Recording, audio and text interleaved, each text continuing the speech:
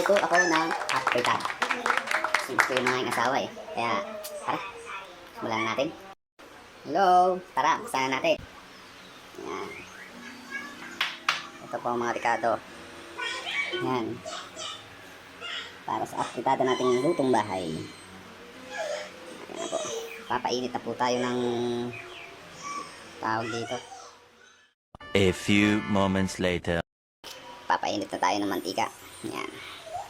Kunti lang ang mantika gawa ng ang ating baboy ay mataba. Hina natin na konti ang apoy. Medyo, yan. Yan. Katapos natin, kunin natin yung pansandok. Ito. Pansandok to ng mga chef. Dahil chef tayo, kailangan natin yung kanyang kahoy na sandok. Talaga namang napakagandang gamitin. Tapos, tayo wait. A few moments later. Salang na natin ang sibuyas. Ayan. Nakikita nyo naman, talagang lumalagitik. Napakabango pa nito. Talagang parang nakakagutom. Sibuyas pa lamang sinasalang yung gutom ka na agad. Okay, magluluto. Yan. Susunod na natin itong bawang. Okay? Yan na natin. Yan. Oops. Yan. Yan.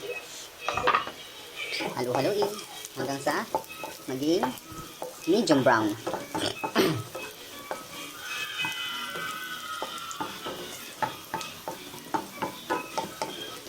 Itong ano, talagang gamitin ko itong sibuyas at bawang sa pag nagluluto ka. Ito yung main ingredient ng lahat ng luto. Ito yung nagpapasarap, nagpapabango.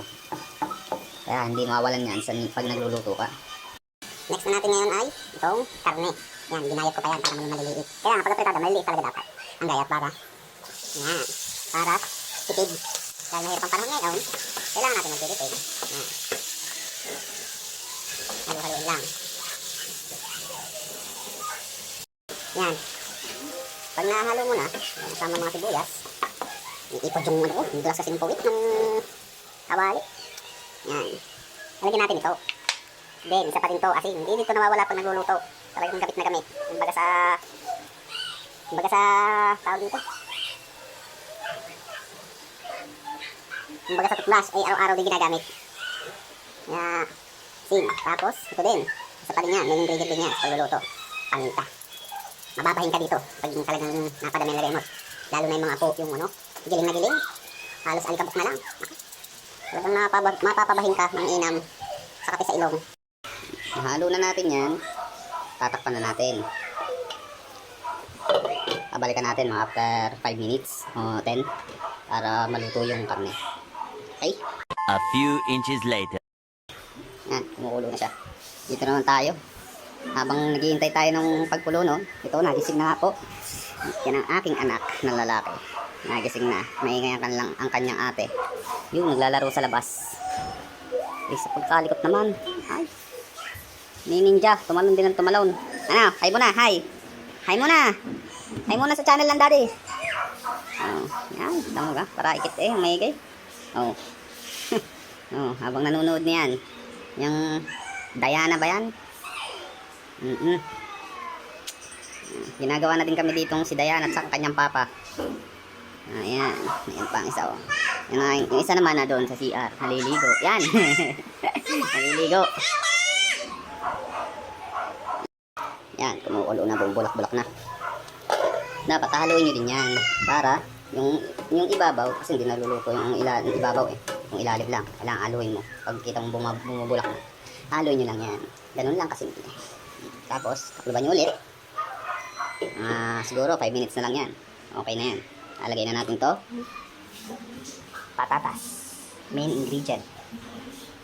Patatas. Yan. Tingin ko, luto na to. Luto na siya yung ano. Susunod na natin to. Patatas. Pampasarap din yan ang luto sa afritada. Lalo sa afritada. Lalagay na natin. Okay. Halo-haloin. Naalala ko dati. Nagluto si Mrs. nito. Nasa trabaho ako. Siya lang. Maaga siyang umuwi. Galing school. Ngayon, nagluto siya.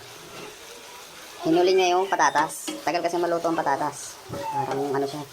Matigas siya pag hinihuli mo siya sa fritada. May prank kami mamaya, so mamaya mapapanood nyo. Mamaya. Broken TV prank sa aking tita. Tingnan natin kung anong video. Makasingit agad kahit Yan, halu-haluin nyo lang para itong matagal maluto dyan. Patatas. Tigas kasi yan. Balik tayo dun sa kwento ko. Si Miss nagluto. Taka ako. Bakit? Ang tagal. Napakatigas pa ng patatas. Yun pala naman. Hinihuli niya. Hindi niya ginisa yung patatas. Dapat kasi ginigisa yan para siyempre matagal siya maluto. Kaya igigisa mo muna siya para ma-preheat na siya. Pag may tubig na siya at pinabulakan, yun, saka siya maluluto yung loob. Yan. Ngayon, alam nyo na ha. Kung bakit hindi yan sinasama sa paggigisaan, patatas. Tagal yan maluto. Yan guys, nilagay ko na tong original style tomato sauce. Ito yung kapapula sa kapritada. Yung iba, kanya-kanya kasi silang ginagamit yan. Ako, original style yung Del Monte. Yung tomato sauce ang ginagamit ko para masarap. Sasarapan ako dyan. Luin lang natin. Tapos add na tayo ng tubig man lang. Konting tubig. Magkasabaw. Namango na. Namango.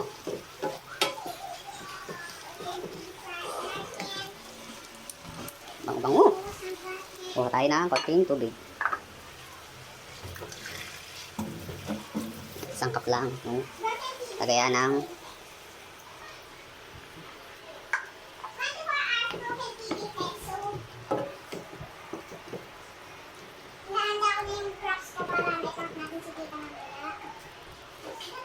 ating titimusin muna.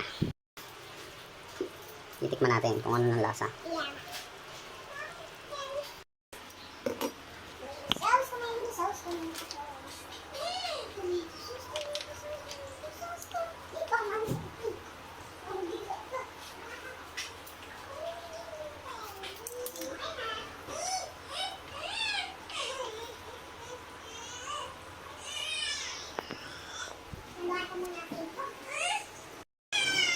Ayan guys. So, lalagay natin dito ang tomato paste to. Kailangan dito diyan. Lagyan ko na siya. Pampalapot. Ayan. Halo. At syempre guys, hindi yun mawawala. Si Magic Sarap. Yan, nagbibigay ng magic sa lahat ng luto. Yung mga dati kong mga kakilala, nagamit talaga nito. Masarap nga naman pag ginagamit. Okay, huwag ka maingay. Nagbablog ang daddy. Yan. Bukas na siya. Nalagyan na natin ngayon. Yan. Yung mga ano lang, konti lang. Masyadong madami. Tansyahan na lang bago lasahan nyo para kung ano yung maganda sa panlasa nyo, okay na sa inyo yan. Mas masarap po. Mas masarap kayo sa tingin. Yun, magaling. Mabula. Yan guys, hintayin na lang siguro natin yung maluto. Ininaan ko na din yung apoy para hindi siya bigla masunog. Okay? Basta tayo. Tapos nga pala guys, paprank pala namin si Isis. Yan, ang kasabwat ko, si Bibsi. Hi ka muna, Bibsi. Tsaka ito, kasabwat din to. Kasabwat din namin to yan. May uod na gapang, umiiyak.